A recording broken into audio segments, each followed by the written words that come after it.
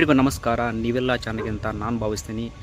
ಭಾರತದ ಮೊದಲ ಸ್ವತಂತ್ರ ಚಿಂತಕ ಎಂದು ಕರೆಯಲ್ಪಡುವ ಬಸವಣ್ಣನವರನ್ನು ರಾಜ್ಯ ಸರ್ಕಾರ ಕರ್ನಾಟಕದ ಸಾಂಸ್ಕೃತಿಕ ನಾಯಕ ಎಂದು ಘೋಷಿಸಿ 1 ವರ್ಷ ಆದ ಪ್ರಯುಕ್ತ ರಾಜ್ಯಾದ್ಯಂತ ಪ್ರತಿ ಜಿಲ್ಲೆಯಲ್ಲೂ ಬಸವ ಸಂಸ್ಕೃತಿ ಅಭಿಯಾನ ಸೆಪ್ಟೆಂಬರ್ 1ನಿಂದ ಆರಂಭವಾಗಿದ್ದು, ಅದರ ಭಾಗವಾಗಿ ಕೊಪ್ಪಳದಲ್ಲಿ ನಡೆದ ಕಾರ್ಯಕ್ರಮದ ಕುರಿತು ನಿಮ್ಮ ಮುಂದೆ. ಕೊಪ್ಪಳದ ಹೃದಯ ಭಾಗದಲ್ಲಿರುವ ಶ್ರೀ ಬಸವೇಶ್ವರ ಸರ್ಕಲ್ನಿಂದ ಸರಿಯಾಗಿ 5 ಗಂಟೆಗೆ ಪ್ರಾರಂಭವಾಗಿ ಮಧುಶ್ರೀ ಗಾರ್ಡನ್ವರೆಗೆ ಬಸವಣ್ಣನವರ ಸುಂದರವಾದ ಕಲಾಚಿತ್ರದೊಂದಿಗೆ ಮಡಿವಾಳ ಮಾಚದೇವ, ಸತ್ಯಕ್ಕ, ಅರಳಯ್ಯ, ಅಕ್ಕಮಹಾದೇವಿ ಇನ್ನಿತರ ಸ್ತಬ್ಧ ಚಿತ್ರಗಳನ್ನೊತ್ತ ಬಸವ ಸಂಸ್ಕೃತಿ ಅಭಿಯಾನದ ರಥ ಎಲ್ಲರ ಕಣ್ಮನ ಸೆಳೆಯಿತು. ಅದರ ಮುಂದೆ ಬಸವಣ್ಣನವರ ಹಾಡನ್ನು ಹಾಡುತ್ತಾ ಕುಣಿಯುತ್ತಾ ಜನರು ಶ್ರೀಗಳ ಜೊತೆ ಮಾಡಿದ ಪಾದಯಾತ್ರೆಯನ್ನು ನೋಡಲು ರಸ್ತೆಯ ಬದಿಯಲ್ಲಿ ಜನರು ತುಂಬಿ ತುಳುಕುತ್ತಿದ್ದರು.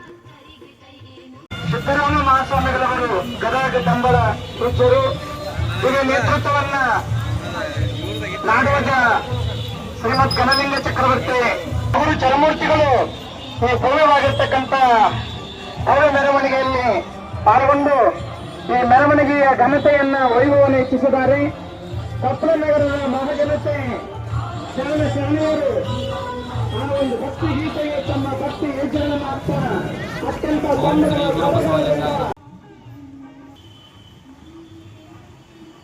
ದಾರಿಯುದ್ದಕ್ಕೂ ಸಾಗಿದ ಪಾದಯಾತ್ರೆ ಸರಿಯಾದ ಟೈಮಿಗೆ ಮಧುಶ್ರೀ ಗಾರ್ಡನ್ ತಲುಪಿದ ಮೇಲೆ ಅದರ ಒಳಗಡೆ ಹೋಗುವ ಮೊದಲು ಬಂದವರೆಲ್ಲ ಬಸವಣ್ಣನವರ ಹಾಡನ್ನು ಹಾಡುತ್ತಾ ಕುಣಿಯುತ್ತಾ ಸಂಭ್ರಮಿಸಿದ ದೃಶ್ಯ ನಿಮ್ಮ ಮುಂದೆ.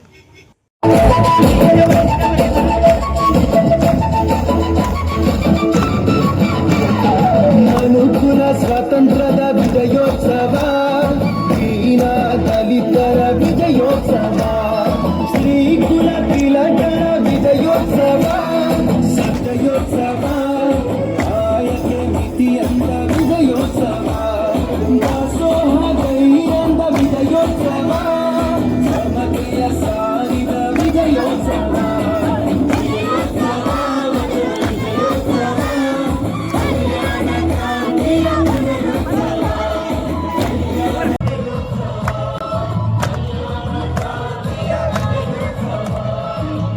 ಮಧುಶ್ರೀ ಗಾರ್ಡನ್ ಕಾರ್ಯಕ್ರಮಕ್ಕೆ ಬಹಳ ಸುಂದರವಾಗಿ ಸಜ್ಜಾಗಿದೆ. ಮತ್ತು ಹೊರಗಡೆನೂ ಸಹ LED ಸ್ಕ್ರೀನ್ನ ಅಳವಡಿಸ್ಬಿಟ್ಟು ಬಂದ ಎಲ್ಲ ಶರಣರಿಗೆ ತುಂಬ ಅಚ್ಚುಕಟ್ಟಾಗಿ ಇಲ್ಲಿ ವ್ಯವಸ್ಥೆ ಮಾಡಿದ್ದಾರೆ. ಈ ಕಾರ್ಯಕ್ರಮ ಒಳಗೆ ಸಮಯಕ್ಕೆ ಭಾಳ ಮಹತ್ವ ಕೊಟ್ಟಾರೆ. ಯಾಕಂದ್ರೆ ವೇಳಾಪಟ್ಟಿನ ಥರನ ಕರೆಕ್ಟಾಗಿ 8 ಗಂಟೆ ಕಾರ್ಯಕ್ರಮ ಮಾಡ್ತಾರೆ ಆದ್ರೆ ಅದೇ ಥರ 8 ಗಂಟೆ ಕಾರ್ಯಕ್ರಮ ಸ್ಟಾರ್ಟ್ ಮಾಡ್ತಾರೆ. ಅದನ್ನ ನೋಡೋಕೆ ನೂರಾರು ಶರಣೆಯರು ಬಂದು ಕೊಡ್ತಾರೆ. ಮೊದಲು ಕಾರ್ಯಕ್ರಮದ ಒಂದು ಭಾಗವಾದ ಪ್ರಾಸ್ತಾವಿಕ ನೋಡಿ ನಿಮ್ಮ ಮುಂದೆ. ಓಂ ಶ್ರೀ ಗುರು ಬಸವಲಿಂಗಾಯ ನಮಃ. ಎಲ್ಲರಿಗೂ ಶರಣಾರ್ಥಿಗಳು. ಬಸವ ಸಂಸ್ಕೃತಿ ಅಭಿಯಾನ ಕೊಪ್ಪಳದ ಸಮಾರಂಭದ ವೇದಿಕೆ ಮೇಲೆ ಸಾನ್ನಿಧ್ಯ ವಹಿಸಿರುವ ಎಲ್ಲ ಪೂಜ್ಯ ಮಠಾಧೀಶಗಳಿಗೆ ಭಕ್ತರಿಂದ ನಮಸ್ಕರಿಸುತ್ತೇನೆ. ವೇದಿಕೆ ಮೇಲೆ ಉಪಸ್ಥಿತರಿರುವ ಎಲ್ಲ ಗೌರವಾನ್ವಿತ ಹಾಲಿ ಮತ್ತು ಮಾಜಿ ಜನಪ್ರತಿನಿಧಿಗಳಿಗೆ, ಎಲ್ಲ ರಾಜಕೀಯ ಧುರೀಣರಿಗೆ, ಕೊಪ್ಪಳ ಜಿಲ್ಲೆಯ ಎಲ್ಲ ಬಸವ ಸಂಘಟನೆಗಳಿಗೆ ಹಾಗೂ ಎಲ್ಲ ಪದಾಧಿಕಾರಿಗಳಿಗೆ, ಈ ಸಮಾರಂಭವನ್ನು ಸಾಕ್ಷೀಕರಿಸಿರುವ ಎಲ್ಲ ಶರಣರಿಗೆ ಮತ್ತು ಮಾಧ್ಯಮದ ಎಲ್ಲ ಮಿತ್ರರಿಗೆ ನನ್ನ ಶರಣಾರ್ಥಿಗಳು. ವೇದಿಕೆ ಮೇಲಿದ್ದ ಎಲ್ಲ ಗಣ್ಯರಿಂದ, ಪದಾಧಿಕಾರಿಗಳಿಂದ, ಶ್ರೀಗಳಿಂದ ಮತ್ತು ಕಾರ್ಯಕ್ರಮದ ಮುಖ್ಯಸ್ಥರಿಂದ 12ನೇ ಶತಮಾನದ ಒಬ್ಬ ಕ್ರಾಂತಿಕಾರಿ, ಸಮಾಜ ಸುಧಾರಕ, ಶರಣ, ವಚನಕಾರ ಮತ್ತು ದಾರ್ಶನಿಕ ಎಂದೇ ನಾವು ಕರೆಯುವ ಶ್ರೀ ಬಸವೇಶ್ವರರವರಿಗೆ, ಬಸವಣ್ಣನವರಿಗೆ ಪುಷ್ಪ ನಮನ ಈಗ.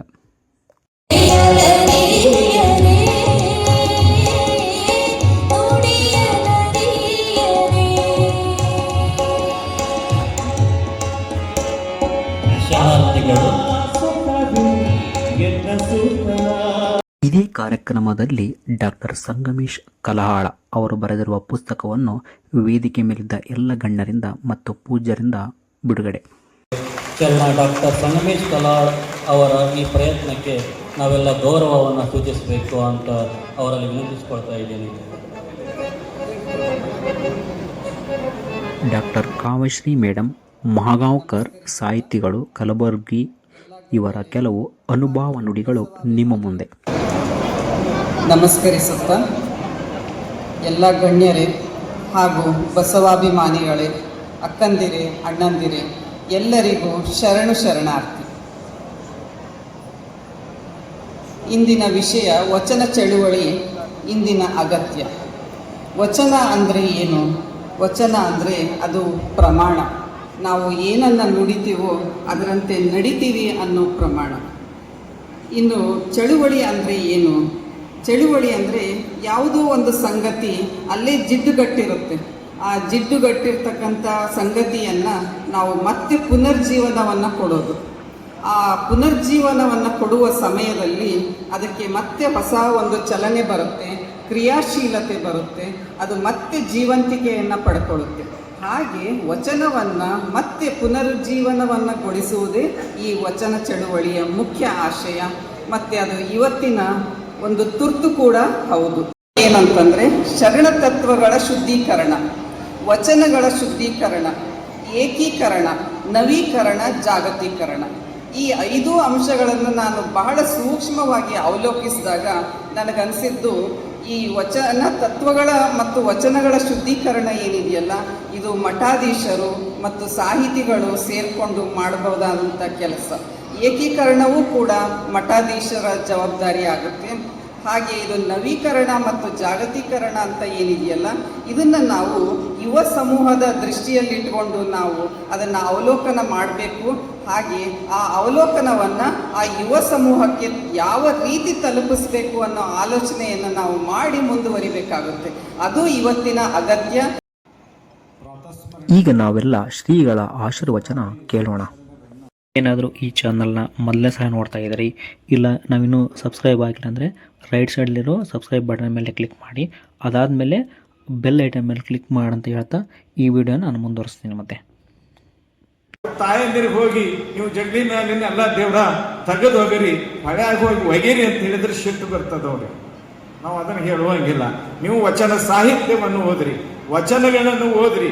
ವಚನಗಳನ್ನು ಓದಿದಾಗ ನಿಮ್ಮ ಜಗಲಿ ಮೇಲಿರುವಂಥ ದೇವರುಗಳ ಮಹತ್ವ ಏನು ಅನ್ನೋದು ನಿಮಗೆ ಗೊತ್ತಾಗ್ತದೆ. ಅವಸರ ಬಂದರೆ ಮಾರುವ ದೈವ, ಅಂಜಿಕೆಯಾದರೆ ಉಳುವ ದೈವ. ನಿಮಗೆಲ್ಲ ಬಂಗಾರ, ಬೆಳ್ಳಿ, ತಾಮ್ರ ಇಂಥ ಎಲ್ಲ ದೇವರುಗಳು ಇರ್ತಾವು. ಕಾಳಕ್ಕಾಕರ ಭಯ ಆಯ್ತು ಅಂದ್ರೆ ಏನ್ ಮಾಡ್ತೀರಿ? ಆ ದೇವರುಗಳನ್ನ ಮುಚ್ಚಿಡ್ತೀರಿ. ಉರಿಯ ಕಂಡರೆ ಮುರುಟುವ ದೈವ, ಪ್ಲಾಸ್ಟಿಕ್ ದೇವ್ರು ಮಾಡ್ಕೊಂಡು ಇಟ್ಕೊಂಡಿರ್ತೀರಿ. ಬೆಂಕಿ ಸಮೀಪಕ್ಕೆ ಹೋದ್ಕೊಳ್ಳಿ ಮತ್ತೊಂದು ನಮೂನೆ ಆಗ್ತದೆ. ಇವೆಲ್ಲ ದೇವರುಗಳಲ್ಲ. ಕಲ್ಲು ದೇವರು ದೇವರಲ್ಲ, ಮಣ್ಣು ದೇವರು ದೇವರಲ್ಲ, ಮರ ದೇವರು ದೇವರಲ್ಲ. ಕಾಶಿ, ಕೇದಾರ ಮೊದಲಾದ ಅಷ್ಟಾಷಷ್ಟಿ ತೀರ್ಥಗಳು, ಆ ತೀರ್ಥಗಳಲ್ಲಿರುವಂಥ ದೇವರು ದೇವರಲ್ಲ. ತನ್ನ ತಾನರಿದು ತಾನಾರೆಂಬುದು ತಿಳಿದಡೆ ತಾನೇ ದೇವನೋಡ ಅಪ್ರಮಾಣ ಕೂಡಲು.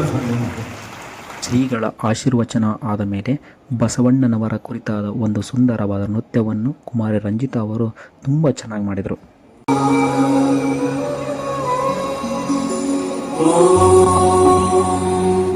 ಶ್ರೀ ಗುರು ಬಸವಲಿಂಗಾಯ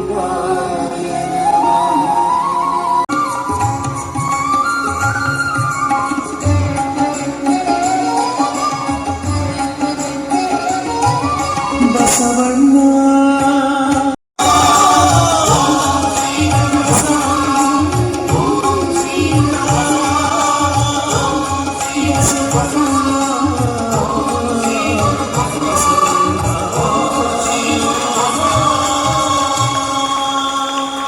ಹನ್ನೆರಡನೇ ಶತಮಾನದೊಳಗೆ ಶ್ರೀ ಬಸವಣ್ಣನವರು ವಚನಗಳ ಮೂಲಕ ಸಾಮಾಜಿಕ ಅರಿವನ್ನು ಮೂಡಿಸಿದರು.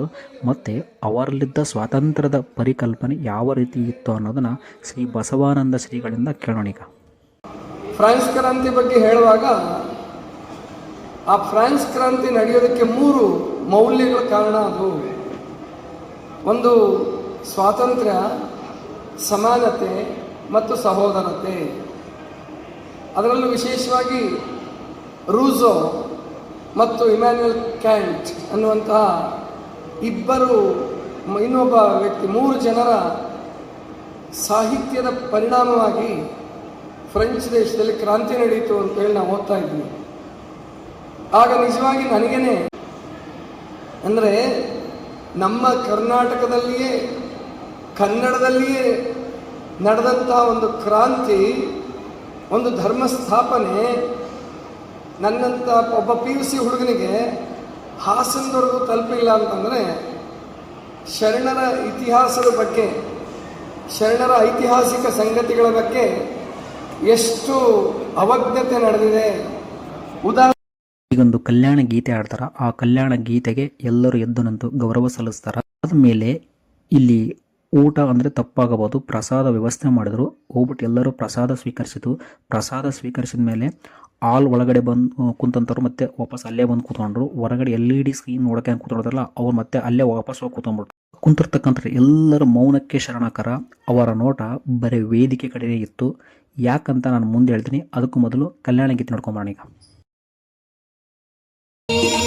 ಜನಕೈತು ಕಲ್ಯಾಣ, ನಮಗೈತು ಕಲ್ಯಾಣ, ಕನ್ನಡದ ಕಲ್ಯಾಣವಾಯಿತು. ಸಕಲರ ಕಲ್ಯಾಣ ತೋರುವ ಈ ಊರು, ಸಕಲರ ಕಲ್ಯಾಣ ತೋರುವ ಈ ಊರು, ಕಲ್ಯಾಣ ಪಟ್ಟಣವಾಯಿತು. ಕಲ್ಯಾಣ ಪಟ್ಟಣವಾಯಿತು.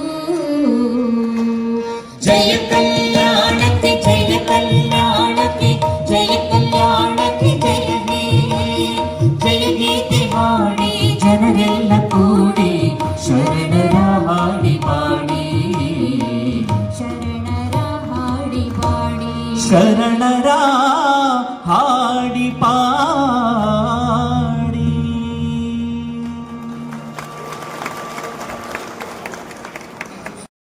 ಮಾದರಸ ಮತ್ತು ಮಾದಲಾಂಬಿಕೆ ಎಂಬ ದಂಪತಿಗಳಿಗೆ ಮೇ 3, 1134 ಬಸವನ ಬಾಗೇವಾಡಿಯಲ್ಲಿ ಗ್ರಾಮದಲ್ಲಿ ಜನಿಸಿದ ಶ್ರೀ ಬಸವಣ್ಣನವರ ಜೀವನದಲ್ಲಿ ಅಂದರೆ ಇನ್ನೂ ಅವರಿಗೆ ಆಗ 8 ವರ್ಷ.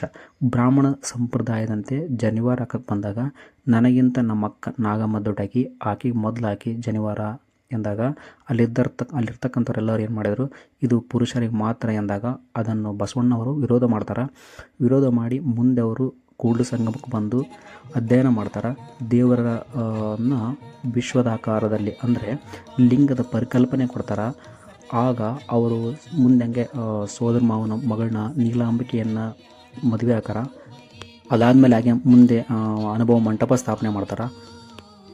ಬಿಜ್ಜಳ ರಾಜಂತಿರ್ತಾನೆ. ಆ ರಾಜನ ಆಸ್ಥಾನದೊಳಗೆ ಮಂತ್ರಿನ ಹಾಕಾರ. ಮಂತ್ರಿ ಆದಾಗ ಬೇರೆ ಜಾತಿ ಹುಡುಗ ಹುಡುಗಿ ಅಂದರೆ ಶೀಲವಂತ ಮತ್ತು ಲಾವಣ್ಯರನ್ನು ಮದುವೆ ಮಾಡ್ತಾರೆ.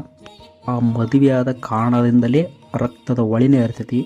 ಆಮೇಲೆ ಅವರು 1196ರಲ್ಲಿ ಕೂಡಲ ಸಂಗಮದಲ್ಲಿ ಲಿಂಗೈಕ್ಯರಾದ. ಈ ಸಂಪೂರ್ಣ ಚಿತ್ರಣವನ್ನು ನಾಟಕ ರೂಪದಲ್ಲಿ ಶಿವಸಂಚಾರ ಕಲಾತಂಡ ಸಾಣಿಹಳ್ಳಿ ಇವರ ಜಂಗಮದೆಡೆಗೆ ಎಂಬ ಸುಂದರವಾದ ನಾಟಕದ ಕೆಲವು ದೃಶ್ಯಗಳು ನಿಮ್ಮ ಮುಂದೀಗ.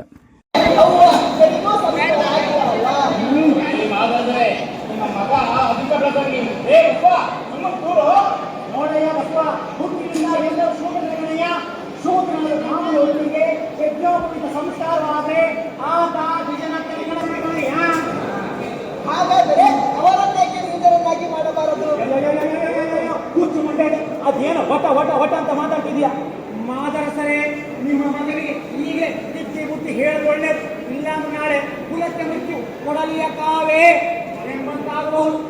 ಕ್ಷಮಿಸಿ ಪುರೋಹಿತ, ಮಗು ತಿಳಿಯದೆ ಪ್ರಶ್ನೆ ಕೇಳಿ. ಅಪ್ಪಾಜಿ, ನನ್ನ ಪ್ರಶ್ನೆಗೆ ಕ್ಷಮೆ ಕೇಳುವುದೇಕೆ? ಬಾಯಿ ಮುಚ್ಚ ಬಸವ. ಉತ್ತಮ ಕುಲದಲ್ಲಿ ಜನಿಸಿ ರಾಮನೋತ್ತಮರ ಮಗನಾಗಿ ಬಾಯಿಗೆ ಬಂದಂತೆ ಹರಡಬೇಡ. ಹಾಗಾದರೆ ದುರ್ಗತಿಗೆ ತಪ್ಪು. ಯಾಕೆಂದರೆ ಅವರು ಕಾಯಂ ಶೂದ್ರರು. ಹಾಗಾದರೆ ಮನುಷ್ಯರ ನಡುವೆ ಅಡ್ಡಗೋಡೆಯಾಗಿರುವ ಈ ಯಜ್ಞೋಪವಿತ ನನಗೂ ಬೇಡ.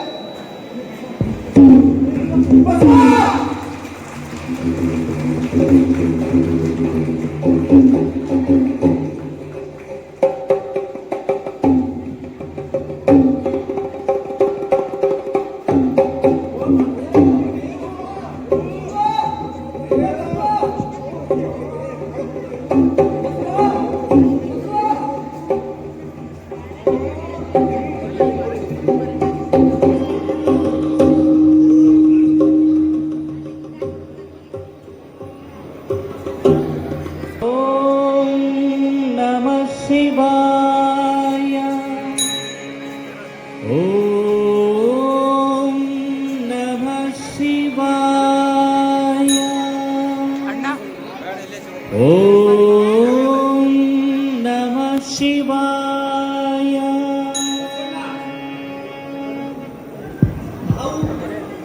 ನಾವು ಮಂಗಳ ವೇಳೆ ಬಿಜ್ಜಳ ಪ್ರಭುಗಳ ಆಸ್ಥಾನದ ಮಂತ್ರಿಗಳು. ನಿನ್ನ ಸೋದರ ಮಾವ. ಓ, ನಮ್ಮ ತಾಯಿಯವರ ಅಣ್ಣ. ಬಲದೇ ವರಸರು. ಯಾವಾಗ ಬಂದಿರಿ? ನಮ್ಮನೆಯಲ್ಲಿ ನೀನು ಇಲ್ಲಿ ಈ ಕೂಡಲ ಸಂಗಮದಲ್ಲಿ ಏನು ಮಾಡುತ್ತಿರುವೆ? ನನಗೂ ಅದೇ ಪ್ರಶ್ನೆ ಕಾಡುತ್ತಿದೆ. ನಿನ್ನ ತೊಳಲಾಟ ನನಗೆ ಗೊತ್ತು. ಇಲ್ಲಿಯೇ ಇದ್ದರೆ ಮತ್ತೆಲ್ಲಿ ನಿಂತ ನೀರಾಗುವೆನೋ ಎನ್ನುವ ಭಯ ತಾನೆ. ನನ್ನೊಂದಿಗೆ ಮಂಗಳ ವೇಳೆಗೆ ಬಾ. ಮಂಗಳ ವೇಳೆಗೆ ಅಲ್ಲಿ ನನ್ನ ಕಾಯಕ. ಕಾಯಕ ಅಂದರೆ? ಕಾಯಕ ಎಂದರೆ ಸೇವಾ ಧರ್ಮ. ಮೋಸ ವಂಚನೆ ಇಲ್ಲದೆ, ಮೇಲು ಕೀಳು ಎನಿಸದೆ ಪಾಲಿಗೆ ಬಂದಿದ್ದನ್ನು ಶ್ರದ್ಧೆಯಿಂದ ಮಾಡುವುದು. ನಿನ್ನ ವಿವರಣೆ ಚೆನ್ನಾಗಿದೆ.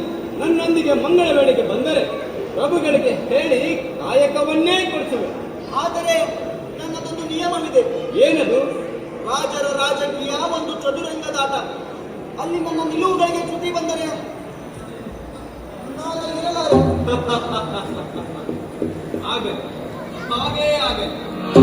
ಆವ ಕಾಯಕವಾದಡು ಸ್ವಕಾಯಕವ ಮಾಡಿ. ಕೋಶಾಧಿಕಾರಿಗಳೇ, ಲೆಕ್ಕ ಸಿಗ್ತಾ ಇಲ್ರಿ. ಅಯ್ಯೋ ಕಣ್ಣಿಗೆ ಎಷ್ಟು ಹುಡುಕಿದ್ರು ಲೆಕ್ಕನೇ ಸಿಗ್ತಾ ಇಲ್ರಿ. ಯಾವ ಪುಟದಲ್ಲಿ ಹುಡುಕಿದ್ರು 90,000 ವರಗಳ ವ್ಯತ್ಯಾಸ ಬರ್ತಾ ಇದೆ. 90,000 ಹುಣ್ಣಿದಲ್ಲ ತಿಂದಿದ್ದಲ್ಲ, ಹೇಗೆ ಕಮ್ಮಿ ಬಂತು? ಪ್ರಭುಗಳು ಗೊತ್ತಾದ್ರೆ ತಲೆ ದಂಡವೇ. ಅಯ್ಯೋ, ಬಲದೇ ವರ್ಷಕ್ಕೆ ಬರೋ ಹೊತ್ತಾಯ್ತು. ಅವ್ರು ಬಂದು ಕೇಳಿದ್ರೆ ಏನೆಂದು ಹೇಳುವುದು? ಲೆಕ್ಕಪತ್ರಗಳೆಲ್ಲ ಸರಿಯಾಗಿವೆ ತಾನೆ? ಇಲ್ಲ ದೇವರು, ಕಣ್ಣಿಗೆ ಎಣ್ಣೆ ಹಾಕಿಕೊಂಡು ಹುಡುಕಿದ್ರು ಲೆಕ್ಕ ತಾಳೆ ಆಗುತ್ತಿಲ್ಲ. ನಾಳೆ ಆಗುತ್ತಿಲ್ಲ. ಪ್ರಭುಗಳು ಹಿಂದೆ ಲೆಕ್ಕಪತ್ರಗಳನ್ನು ಪರಿಶೀಲಿಸಿದಾಗಿ ನಿರೂಪ ಕಳಿಸಿದ್ದಾರೆ. ನೀವು ಚಿಂತಿಸುವ ಅಗತ್ಯವಿಲ್ಲ ದೇವರು, ಎಲ್ಲ ಸರಿಯಾಗಿದೆ ಎಂದು ತಾವು ಪ್ರಭುಗಳಿಗೆ ಹೇಳಿದ್ರೆ ಸಾಕು. ಚಚೆ, ಎಂತಹ ಮಾತು! ಉಪ್ಪುಂಡ ಮನೆಗೆ ದ್ರೋಹ, ನಂಬಿದ ಪ್ರಭುಗಳಿಗೆ ವಂಚನೆ. ಬಸವಣ್ಣ, ನೀನು ಲೆಕ್ಕದಲ್ಲಿ ತುಂಬಾ ಬುದ್ಧಿವಂತ ಎಂದು ಹೇಳಿದ್ದೆ. ನೀನೊಮ್ಮೆ ಲೆಕ್ಕಪತ್ರಗಳನ್ನು ಓಡಬಾರಬೇಕೆ? ನಾನೇ ಆಗಬಹುದು.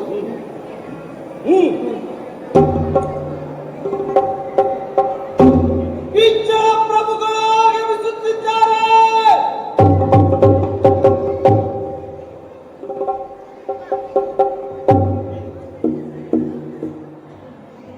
ಕೋಶಾಧಿಕಾರಿಗಳೇ, ಲೆಕ್ಕಪತ್ರಗಳು. ಪ್ರಭು, 4 ದಿನಗಳಿಂದ ಕರ್ಣಿಕರೆಲ್ಲ ಲೆಕ್ಕಾತಾಳೆ ನೋಡಲು ಪ್ರಯತ್ನಿಸಿ ವಿಫಲರಾಗಿದ್ದಾರೆ.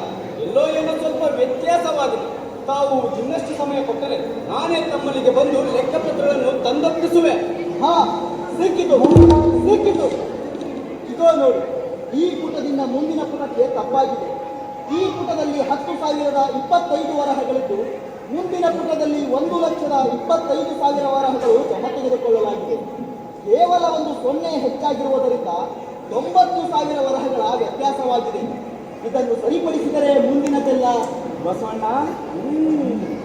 ಯಾರು ಈ ಮಗ? ಯಾವಾಗ ನೇಮಿಸಿಕೊಂಡಿರಿ?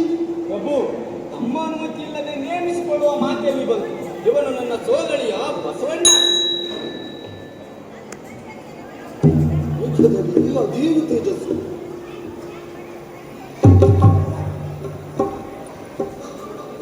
ಏನು ಮಾಡ್ತಿದ್ದಾರೆ? ಪ್ರಭು, ಇವನ ವಿಚಾರ ಎಲ್ಲರಂತದ್ದಲ್ಲ.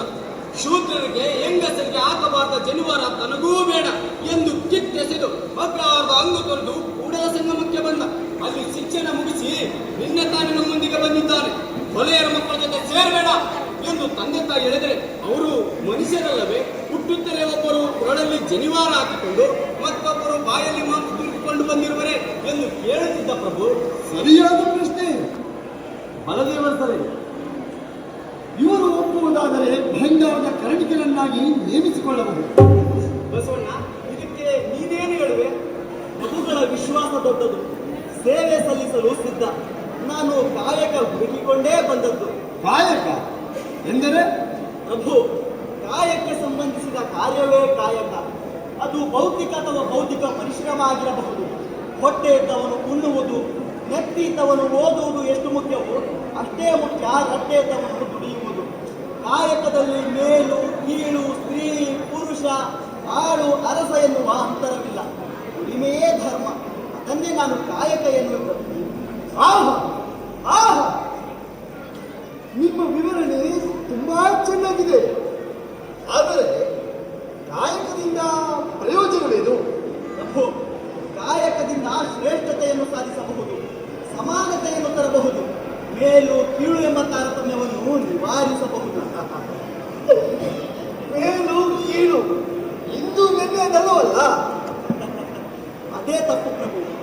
ತಾನು ಮೇಲೆಂದು ಬೀಗುವ ಬ್ರಾಹ್ಮಣನ ಮಗ ಬ್ರಾಹ್ಮಣನೇ ಆಗಬೇಕಾಗಿಲ್ಲ.